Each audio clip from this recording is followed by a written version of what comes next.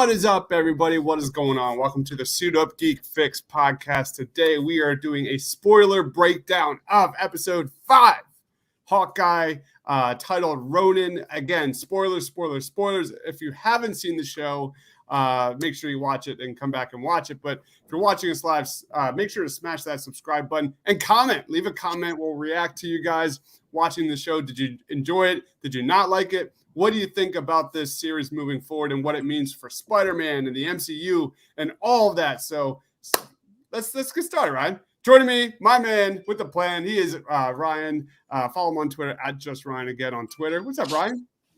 Yo, what is going on? Honestly, it's kind of weird that it's Hawkeye episode 5 we're done with, dude. Next week, the season end series. I guess we'll find out next week which one it is. Who knows? I kind of hope it's just like a season, one-off, a short series. But who knows what they're gonna do? But yeah, and then we got fucking Spider-Man No Way Home tomorrow, my broski. I know, you're excited as all fucking shit. It's gonna be a good fucking time. But dude, I'm so glad to be here, jumping into episode 5 of Hawkeye, which has my baby girl Yelena Belova all over it, and Daddy Fisk. Let's jump right in. Let's do quick impressions of this episode. For me, it's the return of the Queen, Florence Pugh. I think if you needed any proof on how fantastic she is for the MCU, look no more than episode 5. She was absolutely everything. I thought her screen presence was straight fire this week, especially during that dialogue scene between her and Kate. I think she's just a star in the making. I think no one can convince me otherwise. You know, if this is the appetizer for the friendship that comes between Kate and her moving forward, then my goodness, Ryan, like, it's going to be truly something special. That is really everything about this show moving forward. There's a lot of setup. We're going to talk about that. But you can totally see Yelena and Kate, and you know that they're forming as besties. You can see that here. You don't share a box of Kraft mac and cheese out of the pot without becoming best friends. Everyone knows that kind of shit. So what are some of your general impressions of this show, of this episode? Honestly, I was shocked to see how much Yelena we got in this episode. Like, I knew we were going to get a bunch more, especially compared to the ending of episode 4 with them doing the little fight tussle. But I really enjoyed it because she's in this episode so much. And I gotta say, man, I really like the way they visioned her version of the snap. I feel like every time we've gone to the snap, we've seen a bunch of different versions. It's kind of like the reverse way of the way we saw it in Far From Home, where everyone kind of just like reappears right again out of nowhere. This time, dude, you get it in that first person perspective, and it's really cool to see, or kind of frightening at the same time, to see how fucking like blink or blip, pun intended, it really seemed to them, to a point where everything kind of just like changed around them. And you're just like, dude, that'd be so fucking scary if you just appeared 5 years later and that's all you saw. And honestly, I feel like that's what you're gonna take out of those moments. And imagine what it felt like for the people out of space, like Doctor Strange, Spider-Man. Like, bro, their area didn't change that much, so they probably didn't realize they were 5 years in the future until they started fighting Thanos at the end of Endgame. You know what I mean? So it's so frightening to think of that, and I think they did a really cool and different way of showing us how the snap really did impact all the people, because I feel like we've seen different versions of it. I mean, with like Monica in WandaVision, we kind of saw this slow, majestic put back together when we literally saw her body change to dust and reverse at the same time, like some weird mechanical engineering. And I thought that was a really nice touch to the beginning of the episode, and kind of bridging that gap of where they left off after Black Widow back in 2016. And it seemed like she kind of kept tabs on her, or on Natasha, up until she found out she died when they returned from the snap. Yeah. That intro scene was fire. Absolute fire, especially when she's like she comes back and she's like, I need to find Natasha. Can you help me find Natasha? I need to tell her I'm okay. And then you hear that music, the score in the background. And you can't see her friend's reaction, but you could clearly tell, like, she's like, oh shit, she doesn't know. And that was a really good moment. I think for me, it was just a little tear underneath Monica Rambeau's, blip scene. In a weird way, like, I think watching people come back from the blip, watching people come back from the snap has been a little bit more interesting than the snap itself. I really enjoyed that whole dynamic in this, but I give the cake to Monica. I think just the pure panic of that scene with her, and she's in the hospital and the camera's like swooping in and around her. It was a little bit better. It was done a little bit better for me. Just to kind of like, I have a hot take. I think Kate and Yelena's friendship and dynamic moving forward has the same amount of potential as Tony and Cap. Tony and Steve. I think it's that good for me. My favorite part of this episode was that dialogue scene when they're just sitting there and you're just talking, just absolutely talking. And I really enjoyed how like Yelena laughed at the idea of Kate being able to like take her down. That was something that bothered me from last week's episode, was the idea of like, her kind of like being, threatened by a half-deaf, worn-out Clint and a college girl. Like, they're like, Yelena's way better than that. And I like how she acknowledged that. She's like, oh, no. Like, I could have taken you out if I wanted to take you out. She's clearly not there to take out Kate. So I really kind of know that acknowledgement, for me at least, because for me, I like Yelena would do work with them, I think. What about you? No, I loved Yelena in this episode. Their relationship, her and Kate's, was so well done. The chemistry's right there. And you feel it just vibing through the screen, and you're just like, yes, I want more of this. And you know what? I'm really interested to see like what all these character dynamics really look like at the end of the next episode, because the next episode, I honestly, man, I don't know if we'll see Kingpin in like a super big role. If anything, we'll see him like in a cameo quick role. Yeah. I don't think we'll see him interact with many people, if anything. And I just seeing how everything culminates together between Mai and how that changes everyone's relationships. I wonder how Clint is gonna like semi-convince her that he actually didn't really kill her. I mean, if you really go back to the movie, obviously he didn't want to drive her, but Black Widow also like dropped herself. She kicked off the wall and like let her hand go. Mm-hmm. So it's just like, you look at it, you're just like, God damn it, Clint, just tell her. All you gotta do is try to tell her that you didn't kill her. But he just sits there and you're just like, bro, just tell her. She's here to kill you. Mm-hmm. But yeah, their relationship is great, and I can't wait to see like where it goes. Nicole says, between the two of them. Nicole says, I love seeing Kate and Yelena character development together. RG2088 says Yelena was great in this. Let's deep dive into the reveal, which was everything that we've been waiting for, and that is Kingpin. I literally jumped out of my seat when they finally showed Kingpin. Yeah, it wasn't like he didn't have any scenes. I thought for sure we were going to get a little bit more than what we got here, especially considering it's Spider-Man. Yeah. You got Matt Murdock rumored to be in. Dude, it's guaranteed. That was the first thing I'm like, dude, this guarantees Matt Murdock's in fucking Spider-Man No Way Home. Yeah. I'm like, bro, there's no way. Spider-Man, dude, there's no way you can't tell me now that they're gonna try Matt Murdock to be in Spider-Man tomorrow, and then Kingpin's full reveal again then the very next week on Wednesday. Yeah. Like, it's too good not to be true. Yeah, totally. The fact that it was very short-lived. It was just a photo. They literally just showed us a photo. But you're talking about freaking Kingpin, man. Like, this is an elite tier Marvel villain.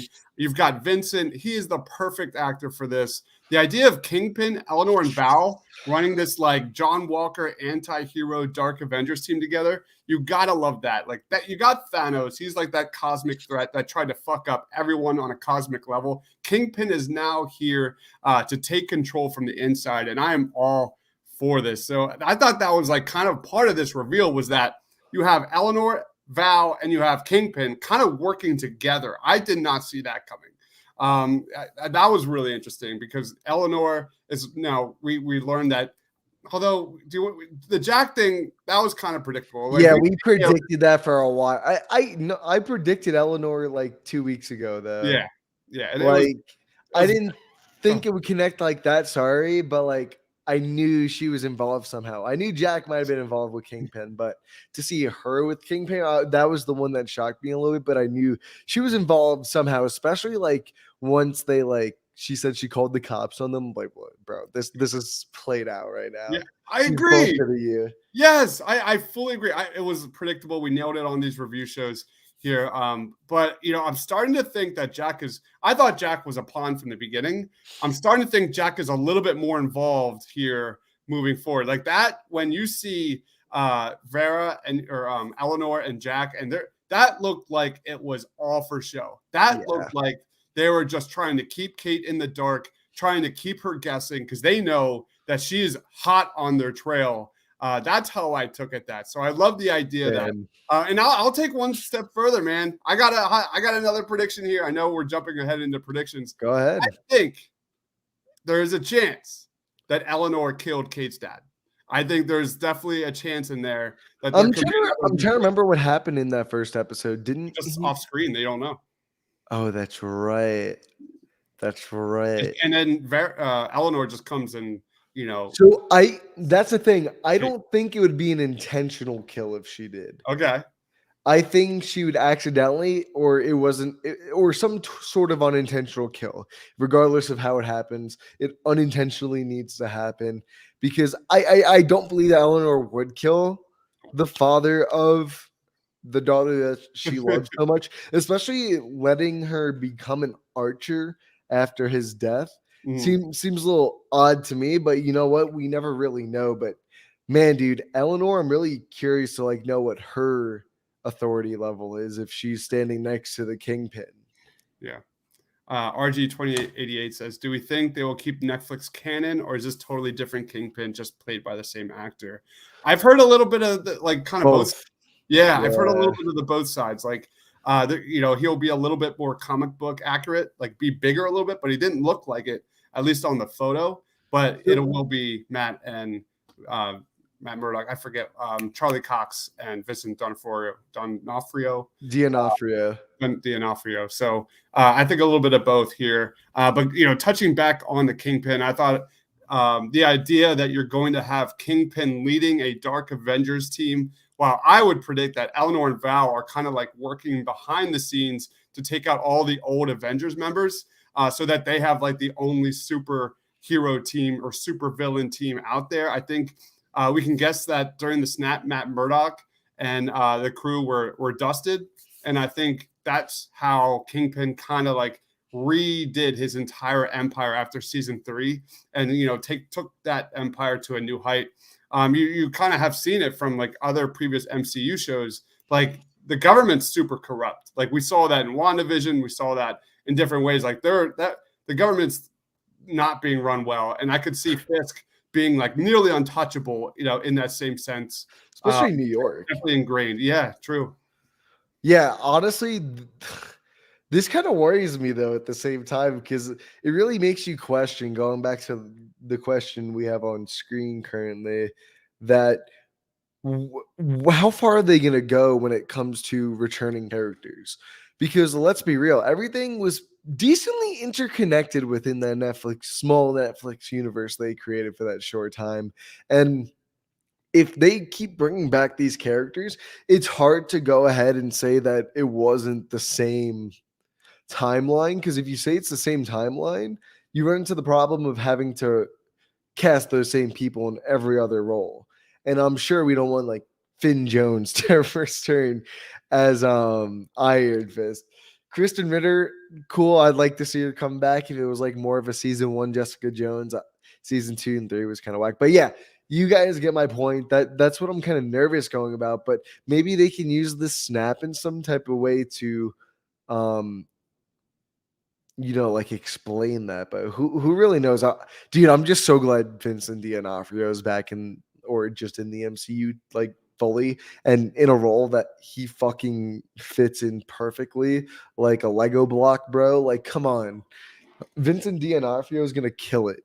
I can't wait to see him. I hope they keep that super brutal, broody like fight style between him and Daredevil whenever they fight in the future like they did in season 3. Like, dude, that final brawl in season 3 of Daredevil is still just so fucking intense and great, where you just got fucking Matt Murdock just like pounding on his face, and dude, it's so intense. I can't wait to see Vincent back, like in the MCR. What, dude? They have big plans for this character, and the way they're treating him in Hawkeye, just boom. Yeah, I want to see. Deebs, you're muted, my man. Why can't we have Froggy return? I love that idea.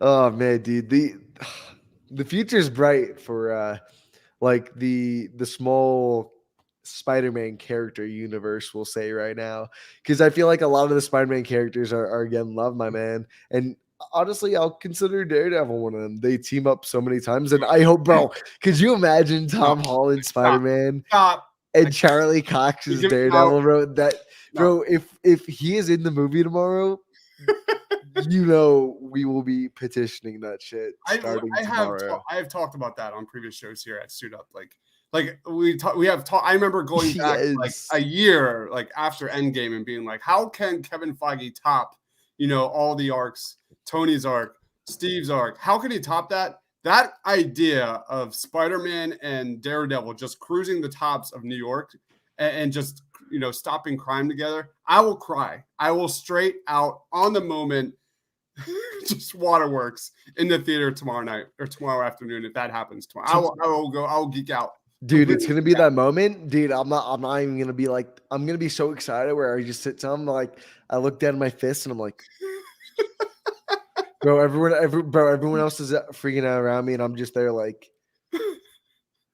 bro, this is like, if we had to compare something to this would be restore the Zack Snyder cut. I mean, the MCU, because bro, this has been going on ever since Daredevil season 1, pretty much. You know what I mean? The talks of him being in films, man, and we're finally gonna get Kingpin in like a movie form soon. Yes, that's it. Like, there's a lot of setup in this show. Like, I'm not the biggest fan of Hawkeye, but what they're setting up is extremely exciting. Like, that concept of Kingpin and Spider-Man on the big screen, with Spider-Man with Daredevil. Like, that is mind-blowing. That is a mind-blowing concept that I never thought I would see on the big screen. It's definitely happening. That is in the works. There's no question. I give Marvel like some balls credit going on right now with doing this in the Hawkeye series of all things. Mm-hmm. They had to have known that this would be like their least watched character.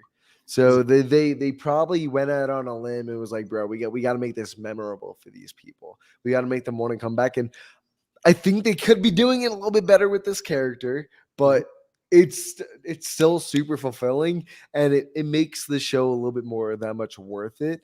But other than like Wilson Fisk, dude, just saying Wilson Fisk Kingpin in the MC fucking U in live fucking dude, guys, sorry, we gotta put like a curse warning before all of our shows now at the end of the day, because this week I'm just fired up. It's done. I'm hurting, man. I've been like, since yesterday, I'm seeing Spider-Man tomorrow at 3 p.m.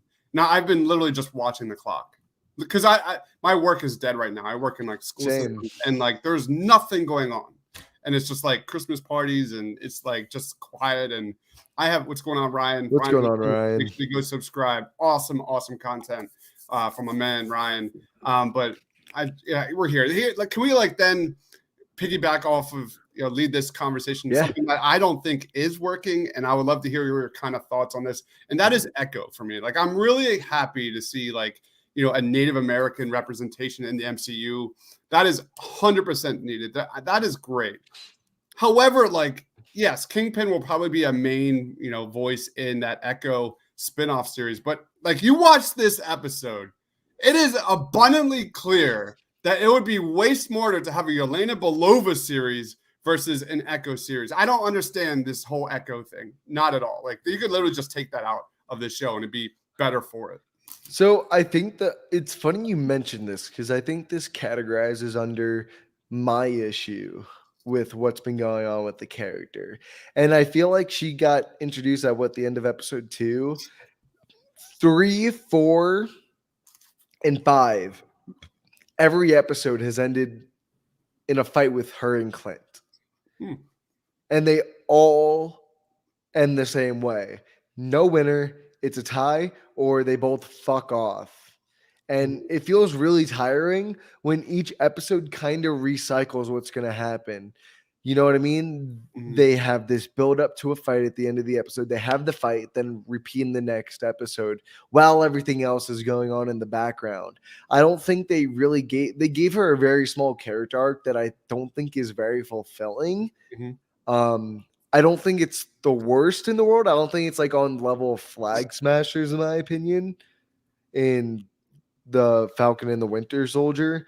But like it's starting to get annoying to the point where I'm like, I'm tired of seeing the same thing every single episode. Like even Yelena got to do something different in the next episode, and she fought in the last episode. Like, bro, she's only been in an episode in like not even a quarter, like 30 seconds of the end of the last episode. So it's really annoying to see them kind of rinse and repeat with the Echo character. I'm very curious to see how like they end it with next week's episode and where they it's kind of obvious where they're going to leave her, but it's also kind of like disheartening saying that because I like the actress they got because one, she is deaf, she's Native American. And you know what I also did find out, which is an interesting fact, Deebs, I think you might find interesting, is you know how in the show she lost her leg and she has a fake leg? In real life, that's her leg. Oh, that's cool. Yeah, so it's really nice to see that Marvel's hiring That's cool. These people, and she is a badass. That's the great part about it. It's just her character journey is where it's struggling a little bit because I fully buy her being a badass and kicking ass. I mean, she stepped up toe to toe with Ronan and Clint so many times already. It's just I'm tired of them repeating the same thing they keep doing with her in the same episode. If you're gonna do that, why waste our time? She peaked. She peaked literally in her first scene. Like that origin story was awesome. I really thoroughly enjoyed the origin story. You look at kind of like the Flag Smashers and Carly, that was just pure connective tissue. I'm looking at like her and Kazi, I think, who we learned that is the informant here that led to her father being killed from Kingpin, who hired Ronan. That was really cool. Talking about like we all predicted Vera Farmiga's character that there's something else going on there. I did not see that character reveal coming here this week. What about you, man? Did you have any reaction to that? I'm like, yeah, I saw it coming. I figured the only thing, like I said before, that kind of got me was like, okay, so she's with Kingpin, so she must be in some high level authority. She's not low. You can see the way she lives. You can kind of guess maybe she's Kingpin's number 2. That's honestly what I'm thinking. But she's also hanging out with the tracksuit gang. That's like as low as it gets. They're like the scum. Well, I think that's only because Jack's there or she's with Jack. But I think she's Kingpin's number 2. Okay. If anything. But Nicole actually brought up a good thing I kind of wanted to touch on real quick. Maybe Echo and Matt Murdock will meet up then. And honestly, that's kind of what I think is going to happen or where certain characters are going to go after this season, series, whatever they're going to consider it next week. And I think because we already know we're going to get an Echo show, right? I think it's going to be an Echo show with Clint Barton maybe cameoing and Matt Murdock cameoing. Because think about it.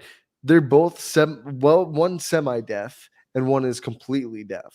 And they're starting to interconnect those personalities, and it's already learned that he was already hired by her boss. So she should be blaming her boss. That's kind of where the blame's being shifted now rather than towards him because she thought it was some separate thing away from Kingpin. So I think she's going to start forgiving him slowly, and I think maybe in the Echo series, she's going to ask him for a favor from him or something.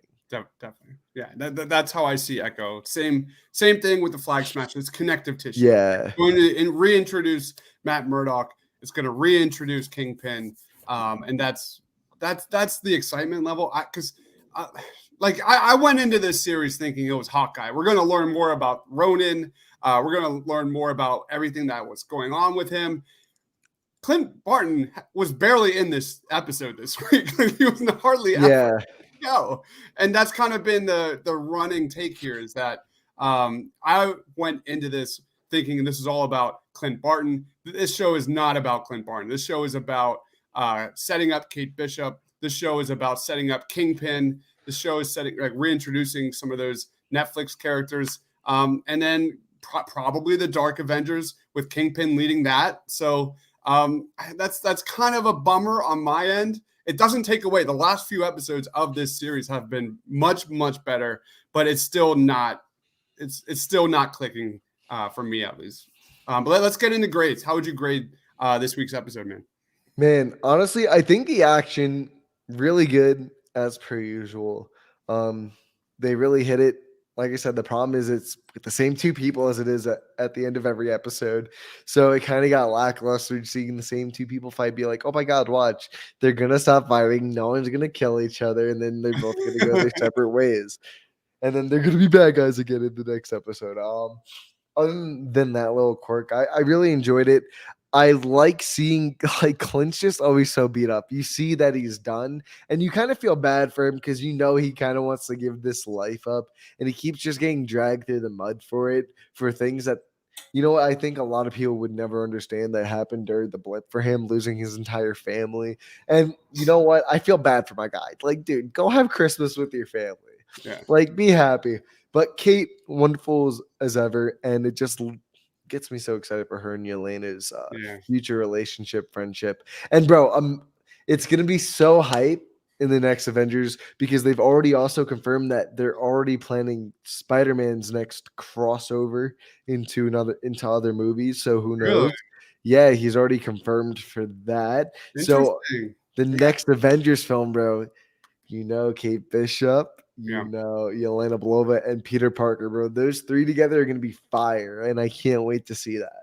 Yeah. I'm going to give this episode, you know what? I enjoyed it. An 8 out of 10. Okay. I think 8 out of 10 is really good. I would agree with you there. For me, it's all about Florence Pugh. It's all about Yelena. Like this was just a exhibit A of how Yelena Belova is better than pretty much every character in this series, for me at least.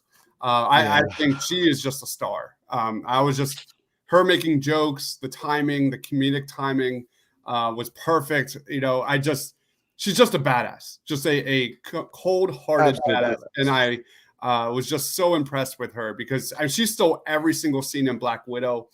She stole every single scene she's been in this show so far. So that is the ticket. Is we have to wait a little bit, but that Kate and Yelena friendship going down the line, you know, forming the Young Avengers together is going to be a riot. It's going to be an absolute riot. It's not happening in this show, but it will be down the line, and we just have to wait a little bit longer. I'll give this an 8 out of 10. I got some predictions for you, man. Can we do some predictions? Yeah. All right, here are my predictions for the finale. I would guess that Clint is the one that ends up taking Kate home for Christmas.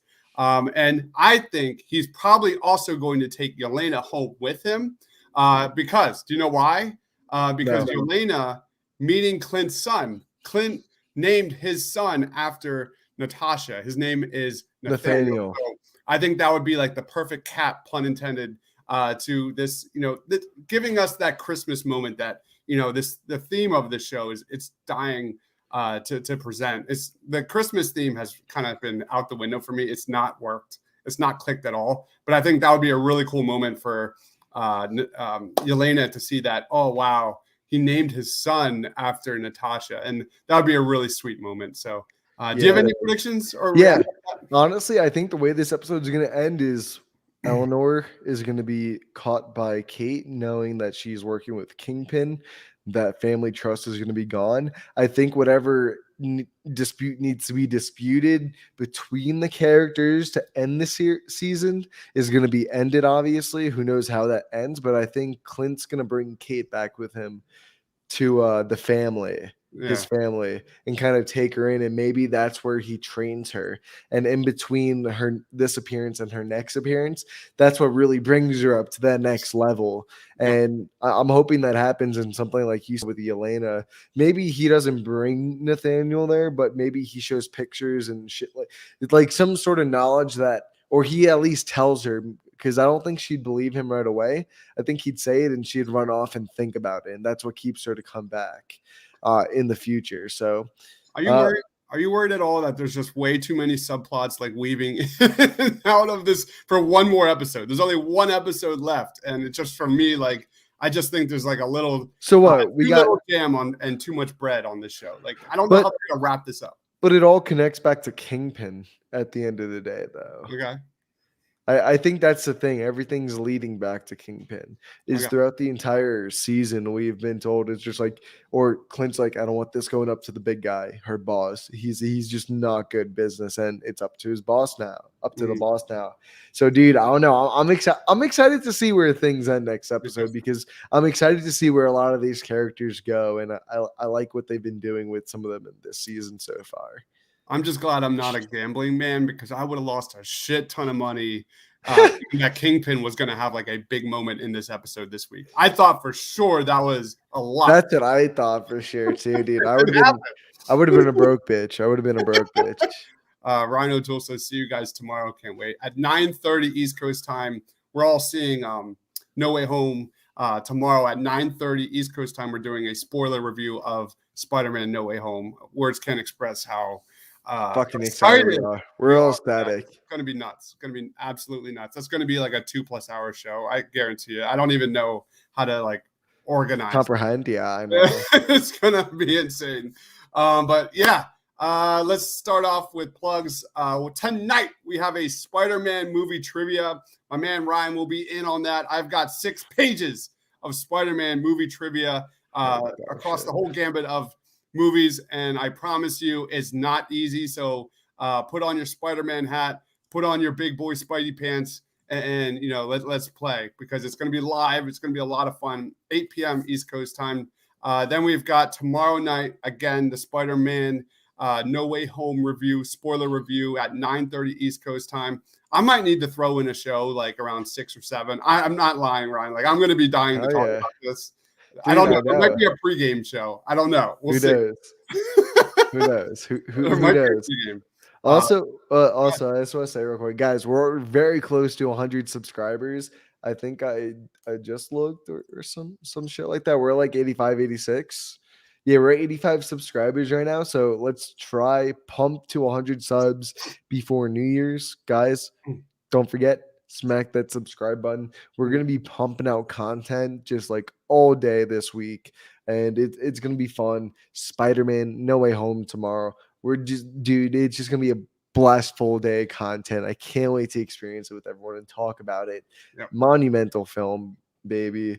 And if you guys want to experience such great moments with us, leave that subscribe, bro. Would really appreciate it. Hope you guys enjoyed the show today. Don't forget to leave a like, comment, subscribe. And guys, by the way, we have also got our final 4 Christmas movie draft. Is it official? I haven't even looked. I've been off Twitter. Wait, we got no. I meant I thought you meant championship. Sorry. No, not championship. Final 4. We got them going on still, I believe. That's why. And get your votes in last minute. Try and vote for the winner. We're going to be starting finals. Like, dude, finals will be coming out like maybe in between when we're all seeing No Way Home tomorrow. So we're going to be coming out of No Way Home, seeing who won the draft. Some exciting stuff. So, guys, go out and vote for that on our Twitter, the Suit Up Geeks. Oh, man, such a great time. Guys, don't forget, 9:30 tomorrow, Spider-Man No Way Home review, spoiler review with Leo Rydell, fucking Ryan O'Toole, Amanda, and Christian, right? Christian is a maybe. Christian's a maybe. So, dude, and me, Deebs and Loretto, it's going to be a massive good time tomorrow. We have got the trivia as per usual tonight. The Spider-Man specifics. I'm probably not gonna win, but fuck it, bro. Let's get hammered, bro. It's gonna be a good time. It is a drinking game. Yeah, it is a drinking game. And then, guys, Friday we've got our predictions video I'm at excited 6 now. p.m. Eastern. I love Dude, me some predictions. I'm gonna have. I swear I'll have a. We go 2 down weeks the of rabbit good hole. predictions. We go down the rabbit hole of predictions. But did I forget anything too? Wheel of Time on Friday. We have 2 episodes left in that season. Me and Chris have been doing reviews of that show. It is awesome. If you love Lord of the Rings high fantasy content, it is so fucking good. The last few episodes have been mind-blowingly great. Absolutely great. So really, really check out Wheel of Time. Book of Boba Fett comes out in literally 2 weeks. That's going to be awesome. I want to do a Witcher season review. Maybe I'll set that up. I love. We're gonna do Cobra Kai too. Oh, 100%. That's the thing with the Netflix shows. I feel like we kind of just gotta do season reviews because I feel like the episodes just don't work for people. Yeah. So guys, Cobra Kai, Witcher, Book of Boba Fett, bro. There's so much shit coming out within December. Man, it's gonna be a good Cobra Kai probably be our first video live stream of 2022. Honestly. There's a lot to do. Dude, a lot to do, not enough time, but we appreciate the fuck out of you guys. And as per usual, come and join us for trivia tonight. It's gonna be a fucking blast, and we'll see you on the next one. Peace.